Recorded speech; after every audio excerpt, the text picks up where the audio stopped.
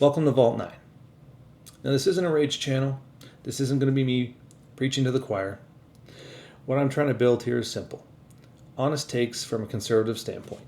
Sharp, fact-driven, without bias, and unafraid to look at the bigger picture. Politics, culture, even the conspiracy theories. Personal favorite of mine. If you're tired of being shouted at or gaslit or ignored, you're in the right place. We value opinions here. This is our first episode. I'm making this now due to the current political climate based on things that have happened recently. Today we're going to be looking at something that shook a lot of people.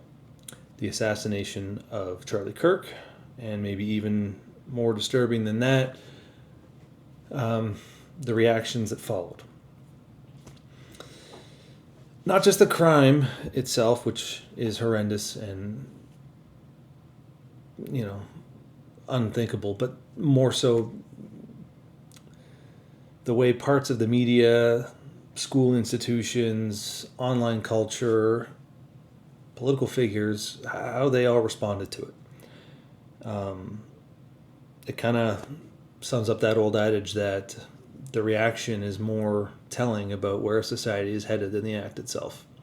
And I think that's potentially true in this case. I'm not looking to be scoring any points here. I'm not looking to blame anyone or assign any blame or skew any kind of opinion on who did what or who's responsible. It's none of that. I'm simply asking, what does it mean to a society when political violence isn't just tolerated, but accepted and justified, and in some cases, celebrated? And what does it reveal about the narrative that we've been living under? So all that said, let's dig in. Charlie Kirk is dead. He was murdered in broad daylight on a university campus for his beliefs, politically and his faith beliefs. That sentence alone should be enough to pause everybody and give them some shock and awe.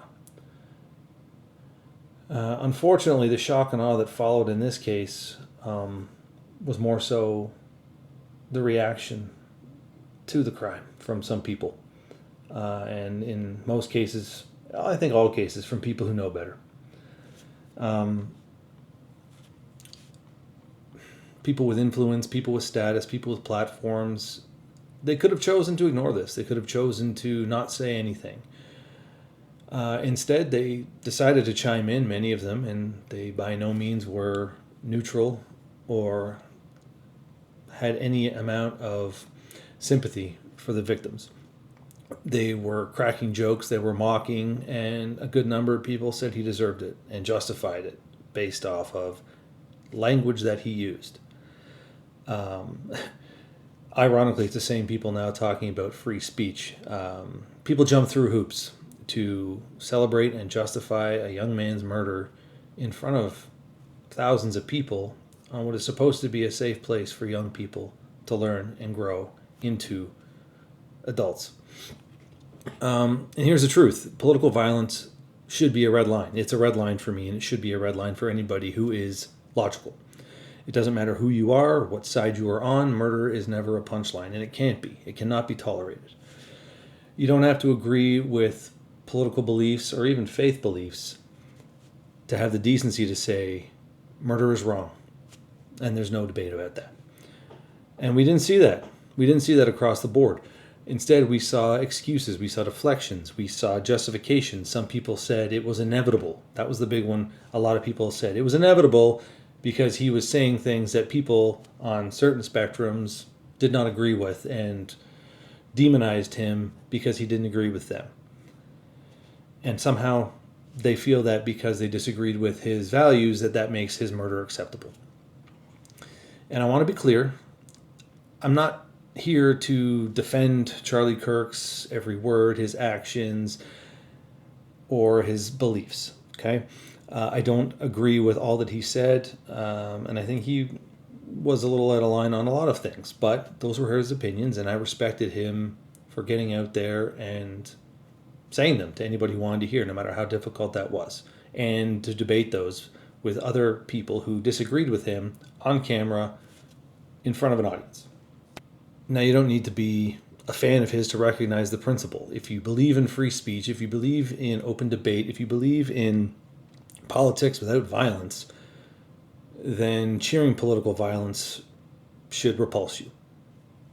End of story.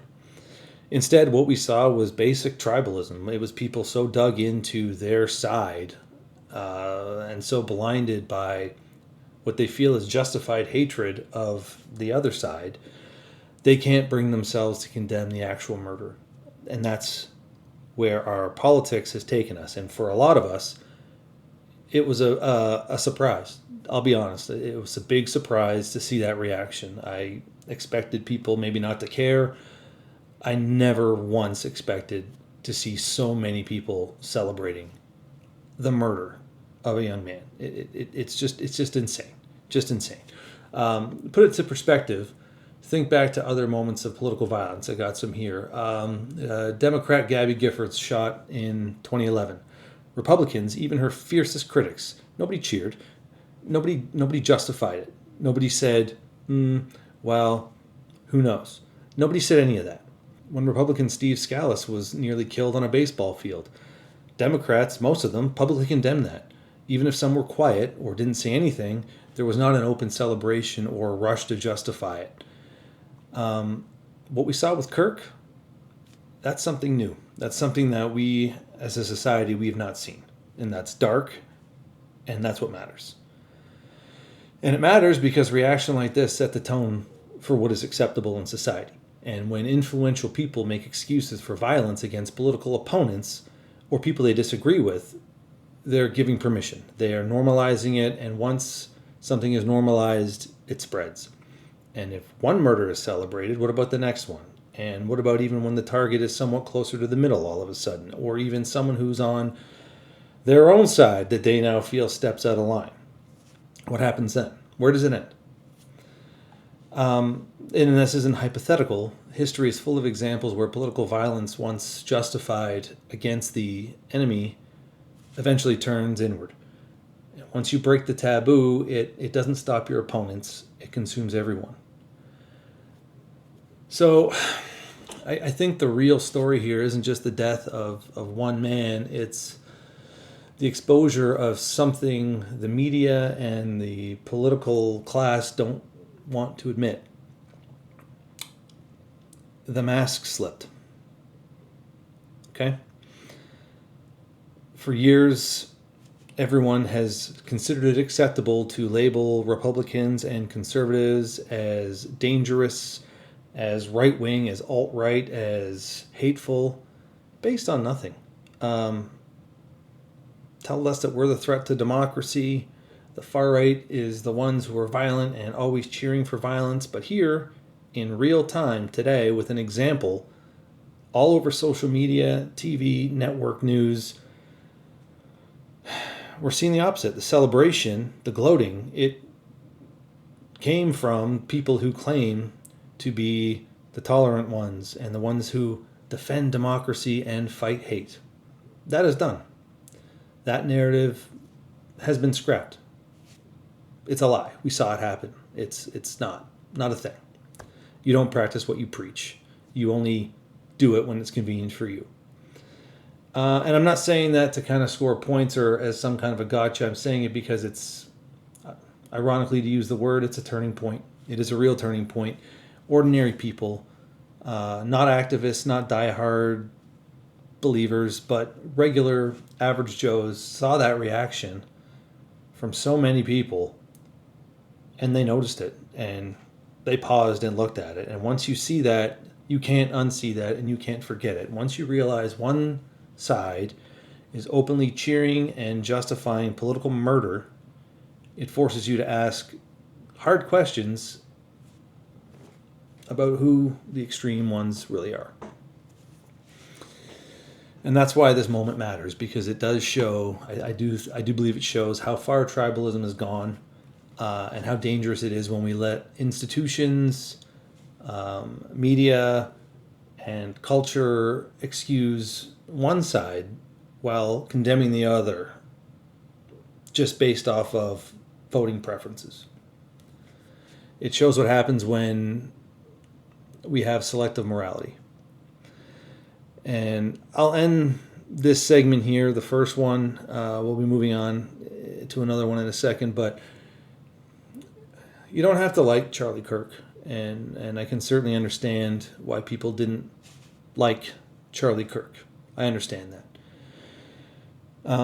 You didn't have to agree with him, but if you're a good person, you're a sane person, you're someone who believes in democracy and just good values, just good, not even democracy. If you're someone who believes and has morals and a heart and a soul, you should be disturbed. You should be deeply disturbed and bothered by this, that his death was treated like a joke. And if we can't agree on that most basic line, then I think we've lost something really fundamental and something human. And if we don't confront that with honesty, this won't be the last time that we see political violence excused. And the next time, it might not stop with words and tweets. It may go even further. And that is the escalation of violence based on politics that we cannot stand for here. Now, what happened after Charlie Kirk's death didn't come out of nowhere. It fits a pattern that we've been building for years. Where the reaction to events matters more than the events themselves. Where institutions, media, whomever frame reality in ways that protect one side and condemn another. Most recently, or maybe we can look back to the COVID-19 pandemic. We saw cities burn. We saw businesses looted. We saw people killed during riots. We saw all kinds of destruction and violence and uprising. Yet, the phrase that dominated the headlines through the majority of media for these riots or demonstrations or protests was mostly peaceful. And you can go check that. It is there. That was the line then.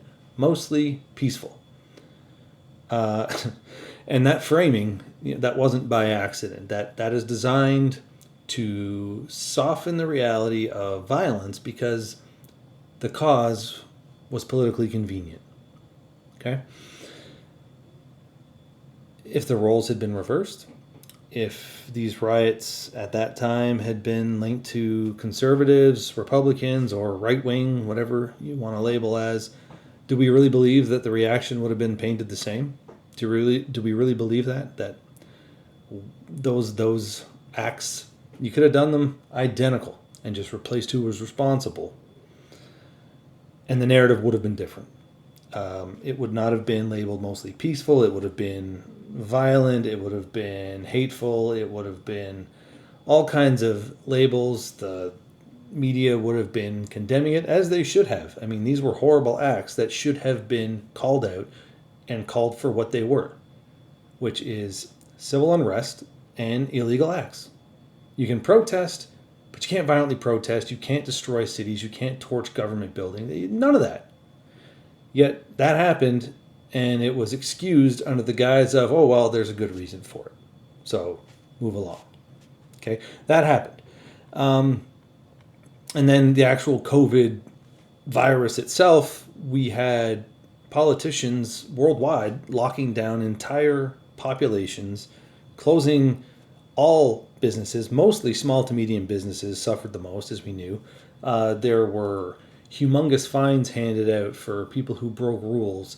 And those same people who laid out those rules, and there's receipts to back this up, we can pull those if anybody needs them, those people who were preaching the rules were caught breaking the same ones that they were supposed to be encouraging everyone to follow. There are rules applied to some and not others, and it's selective on who gets to break them and who gets to face the harshest of punishments if they do. And again, the media, for their part, largely looked at this, or didn't, the other way. They excused it as a mistake or a lapse in judgment.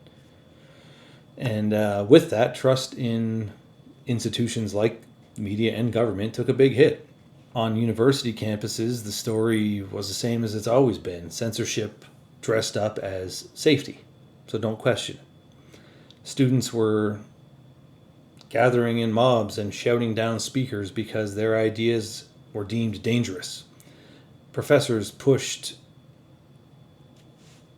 out of their jobs or fired for not misconduct or not for what they did or anything like that. It was simply for their opinions. If they voiced their opinions that didn't line up with the institution, they got sacked. And what was the intent of all that? What was the point of silencing all of that? They removed debate, they removed disagreement, they removed the ability to have a difference of opinion and not be punished for it. They took that away. And a society where young people are taught that words equal violence,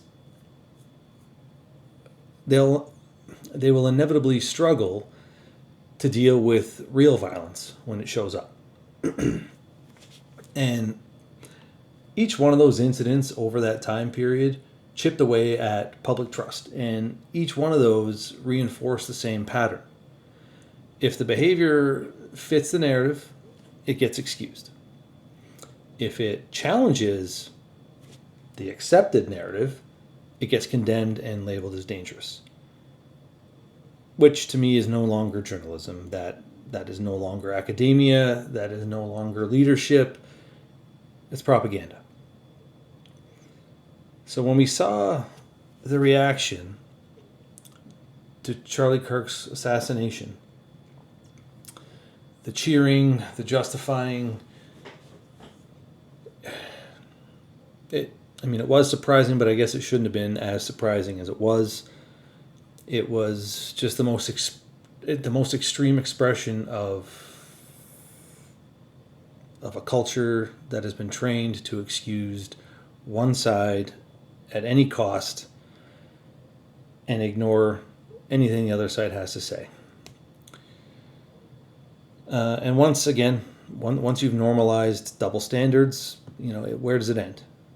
And that worries me, because when institutions abandon even treatment or even handedness, they don't just hurt the other side, they're hurting everybody.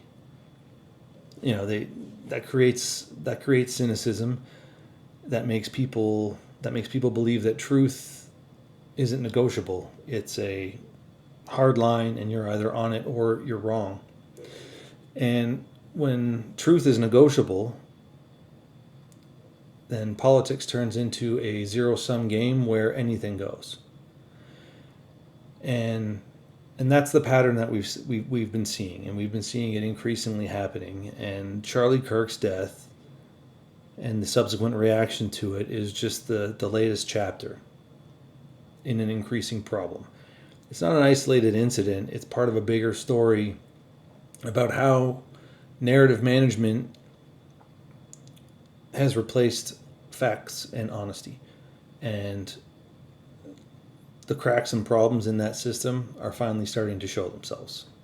Now let's talk about what comes next, the response. Because if history's taught us anything, it's that when the narrative slips, the people who control it don't admit they were wrong. They double down. And we've already seen the early signs this week. Articles framing conservatives as the real threat, headlines about rising extremism, and the biggest one, think pieces and panels about the increasing radicalization of the right, who was aching for violence.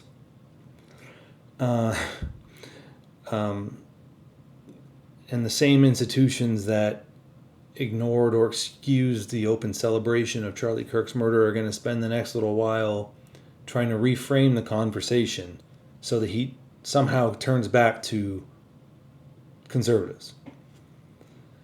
And that's something that we've seen since COVID, after COVID rather.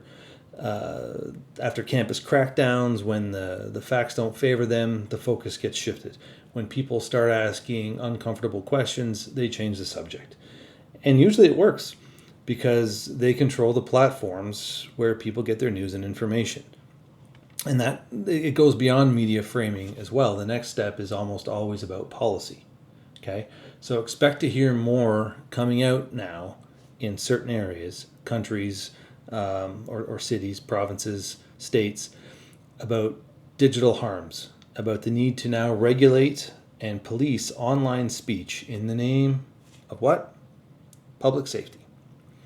Expect a bunch of new studies founded by universities or think tanks warning about the dangers of the rising angry conservative rhetoric. And expect calls for deplatforming, for restricting accounts, and for labeling opinions now as hate. And, honestly, none of this is really going to be about preventing violence. If it were, we would see condemnation or at least equal concern across the board when political violence comes from a different side than the narrative says it should. We would see outrage when riots destroyed livelihoods. We would see outrage when speakers are attacked on campus.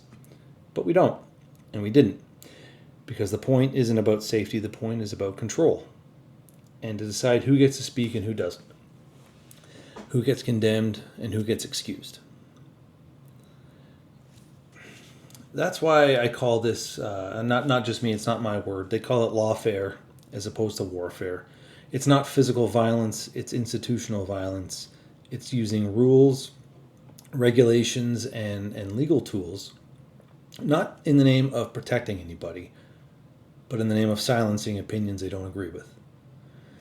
So to make it so people like-minded, like myself, like you, like anyone else who wants to be able to speak and think freely of their opinions should they choose to, knowing the risks that may come with that in the terms of judgment, but they're going to make it so you think twice before speaking at all.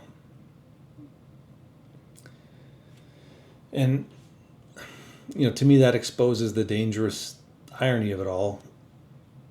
By trying so hard to suppress opposing views and silence opposing voices, they actually create the very distrust that they claim to be fighting. Every time a platform censors a conservative, every time a government floats new restrictions on speech, people don't feel safer. They feel silenced, or depending on which side of you're on, maybe you celebrate it because now it's only your opinion that is going to be allowed to be stated openly. And that pushes the public further away from institutions, not closer. So when I look at the response to Charlie Kirk's death, I don't just see a celebration. I see something that can be used as a setup, potentially, because the same voices that cheered, and I'll call this now, the same voices that cheered will soon pivot and start telling conservatives that we're the dangerous ones again, and that our words, our platforms, our conversations are the reason for all the problems. And they'll use that narrative to then justify more censorship, more restrictions, and more attempts to erase any dissent off of the normal public opinion.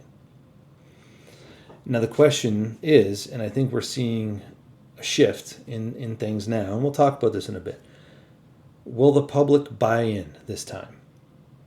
Will they endorse it and will they accept it? Because the more this playbook gets repeated, the more obvious it's becoming.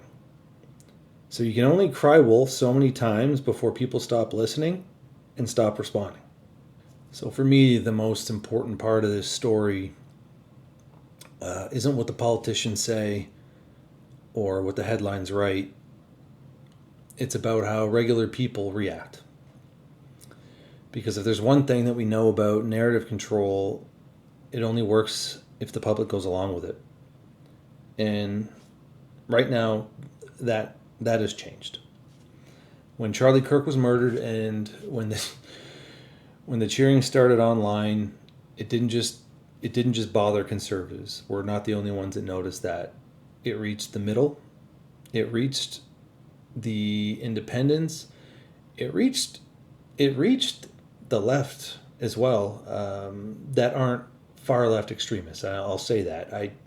I talk to a lot of people who are liberal, and they are absolutely mortified with what they have been seeing about people cheering and celebrating this. It is not accepted by anybody that is sane. So the people that are cheering this, I still think you're insane. Whether that be celebrities, politicians, or media outlets, you're insane. I could care less what you have to say. Your opinion on things like that no longer matters to me, at least. If you can joke about a political murder that happened in public, if that is your case and you celebrated that, you're fucked. And I don't care what you have to say. All right, I'll listen, but your opinion really doesn't bother me. Your judgment of me won't bother me. If somebody who thinks that murder is okay says that I'm wrong in my belief that it's not, go ahead. Like your opinion won't bother me at all. People saw something was off. Normal people realized that response was disgusting and scary.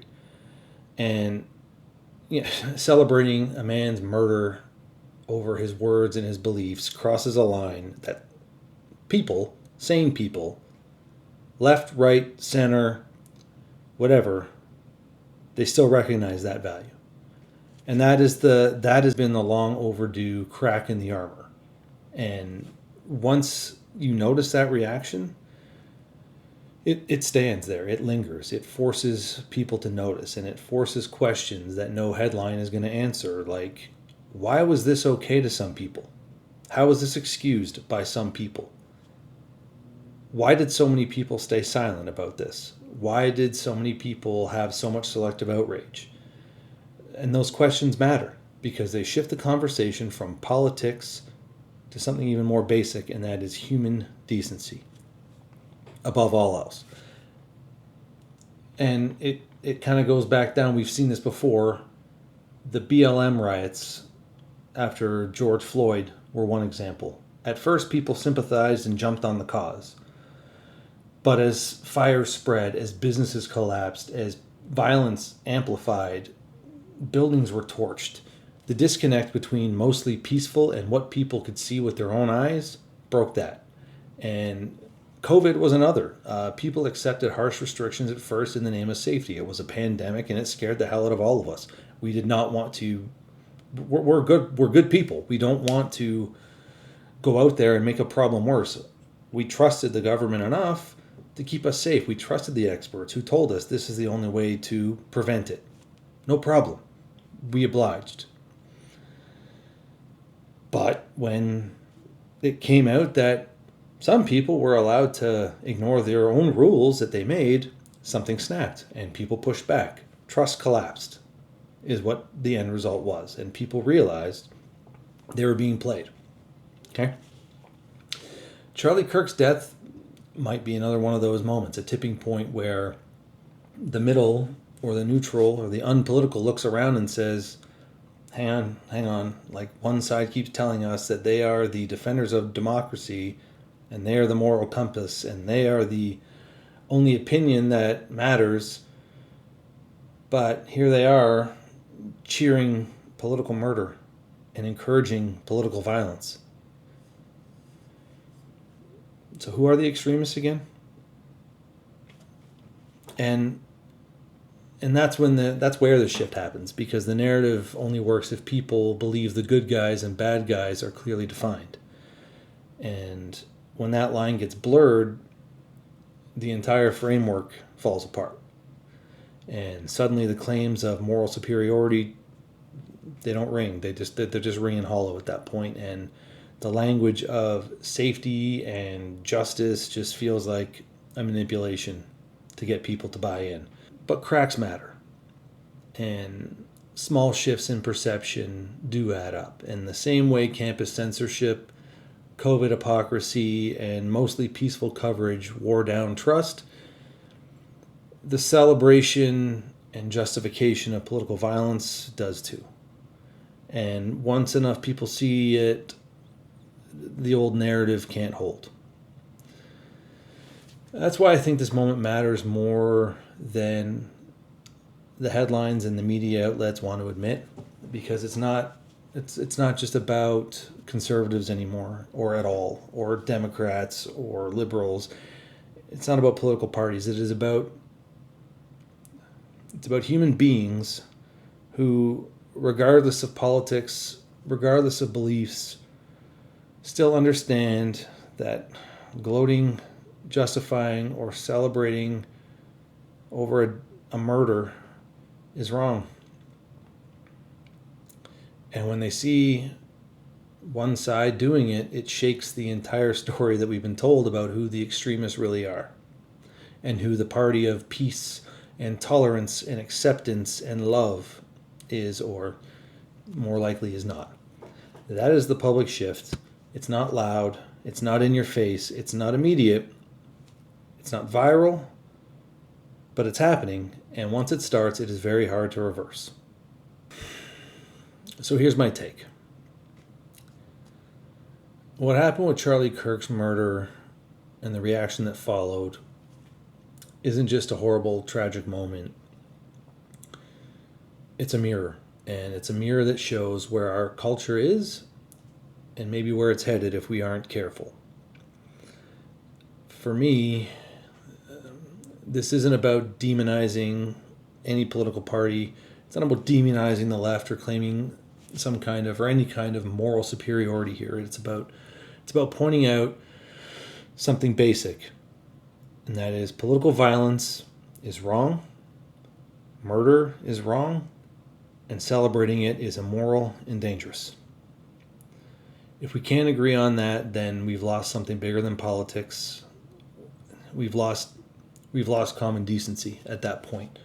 And that's why I believe conservatives have to be sharper now, not loud, not angry, not retaliatory, sharper, logical. And, it seems the media, the other side, the far left, I'll call it, wants the right to fit a caricature, an unhinged, neo-Nazi, crazy nutbag full of lust for violence and angry mobs. Because if conservatives, if the right plays that role, then the far left wins the narrative. But if the right can continue to stay calm, consistent, and principled and moral, then that label in their playbook falls apart. The hypocrisy eventually becomes too obvious to ignore. And that doesn't mean that we stay silent. It means doing things like this. It means we answer dishonesty with facts. We call out double standards with receipts. We push back with examples and debate, not hateful words and violent rhetoric. Because the truth is, the more civilized we are, the more principled we are, and this goes for anybody, really, the more people start to notice the cracks in the stories that they've been told. And that's how the real shift is going to happen. I've been planning to do a YouTube channel for years, and I've probably had about 100 different ideas, and I never once got it started. I set this up this morning. I wrote some notes down, and I just said, you know what, this is important, and it's not going to be perfect. It's not going to be polished. It's not going to be high-end production. It's something that I wanted to just do because I had something to say, and I think that there are people out there that also feel the same way and maybe want to have a discussion. So what's the takeaway here from this episode, if nothing else? It's simple. Don't let anyone gaslight you into thinking that political murder is justifiable or acceptable. Don't let anyone convince you that silence or selective outrage is normal. It's not. The mask slipped. We all saw it. Everybody saw it. And everyone's talking about it. And now the question is, what do we do with that knowledge? For me, the answer is simple. Just keep asking questions. Keep having discussions. Keep refusing to play into the roles that have been written for us. Because the more we stay grounded, the faster that narrative collapses under its own weight.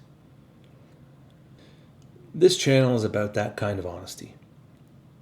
Not rage, not noise, just clear takes, receipts if we need them, and a willingness to call things what they are. And that's going to be on the center side of things, the left side of things, the right side of things. Again, I will be honest, I am a conservative, as I said, but I am not a extremist of any way, shape, or form, and I condemn all kinds of that behavior on both sides. It is unacceptable. So if that's what you're looking for, we found a new friend, and if you have anything that you would like to discuss further, please, I'd like to see your comments below if anybody actually does watch this. Thanks for watching. I'll see you on the next one.